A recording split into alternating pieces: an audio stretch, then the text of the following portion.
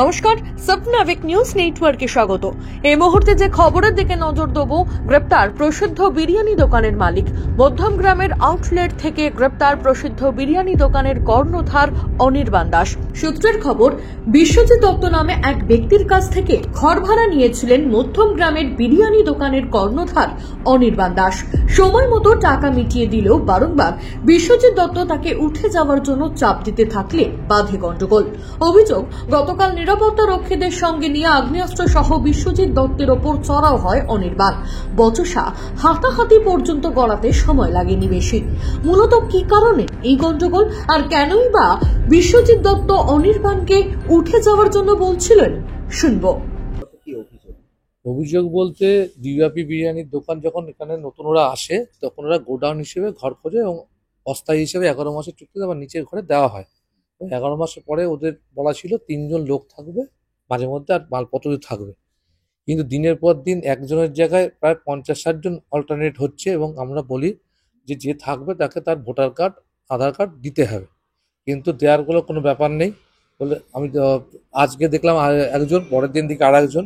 এই নিয়ে বারবার অনির্বাণকে জানাই, তাতেও কোনো সুরা হয় না। এরপর বিকেলবেলায় প্রত্যেক দিন রাত্রিবেলা খেয়েছে, মদ খাবে, খেয়ে যে ঘর দেওয়া আছে ঘরে দরজা জানলা ভাঙা, এখনো পর্যন্ত স্টিল দরজা জানলা ভাঙা আছে, আপনারা দেখে নিতে পারেন। দেখতে পারেন দরজা ভাঙা। আমার যে ঘরটা মাল জিনিস দেওয়া ছিল, রাখার জন্য দেওয়া হয়েছিল, সেখানে আমার একটা পাম্প মোটর আছে বাড়ির, যেখানে জল টল তোলা হয়। এখানে দীর্ঘদিন কিছুদিন ধরে দেখছি ওর মোটরের উপরে জিনিসপত্র রাখা আছে এবং পাশে একটা ঘর রাখা আছে আমার জিনিস রাখার জন্য, বাথরুম টাইপের, কিন্তু বাথরুমটা রিপেয়ারিং করার প্রয়োজন। সেখানে বিভিন্ন মানে পেটি, বিভিন্ন মালপত্র ঢোকানো। তা আমি ওদের যে স্টাফ থাকে এবং গার্ড থাকে তাদের বলি যে মালগুলো সরিয়ে দিতে। একজনকে বললে আমি জানি না, আরেকজন ওকে বলুন, তা আরেকজন বলে আরেকজন বলে, তা লাস্টে বলে মালিককে বলুন। তা মালিককে তো খুঁজে পাওয়া যায় না, যখনই আসে সে তখন খুবই ব্যস্ত, কথা বলার তার সময় থাকে না। এবার যার ফলে কালকে তাকে দেখি দোকানে বসে থাকতে।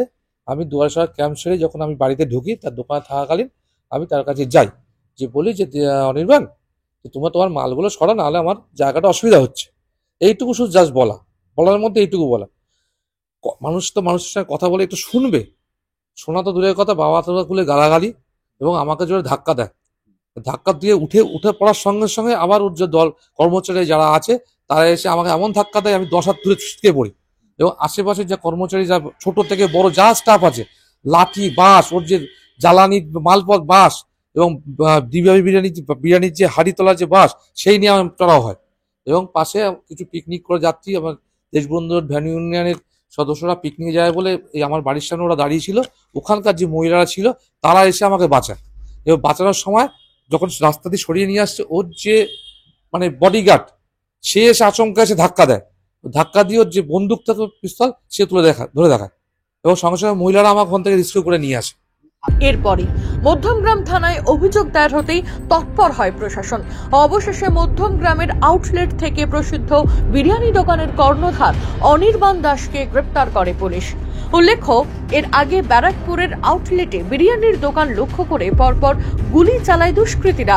পরবর্তীতে মধ্যম গ্রামের দোকানের দায়িত্বে থাকা অনির্বাণ দাসকেও নানান সময় হুমকির সম্মুখীন হতে হয়। সেই সময় প্রশাসনের দ্বারস্থ হন অনির্বাণ দাস।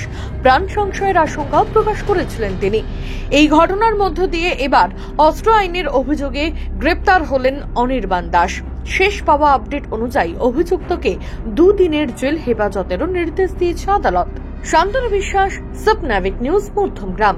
সমস্ত খবরের আপডেট পেতে লাইক করে সাবস্ক্রাইব করুন স্বপ্নাবিক নিউজ। সেই সঙ্গে বেল বাটন প্রেস করতে ভুলবেন না। আপনাদের একটা সাবস্ক্রিপশন আমাদের জন্য অত্যন্ত মূল্যবান। একই সঙ্গে ফলো করুন আমাদের হোয়াটসঅ্যাপ চ্যানেলটিও।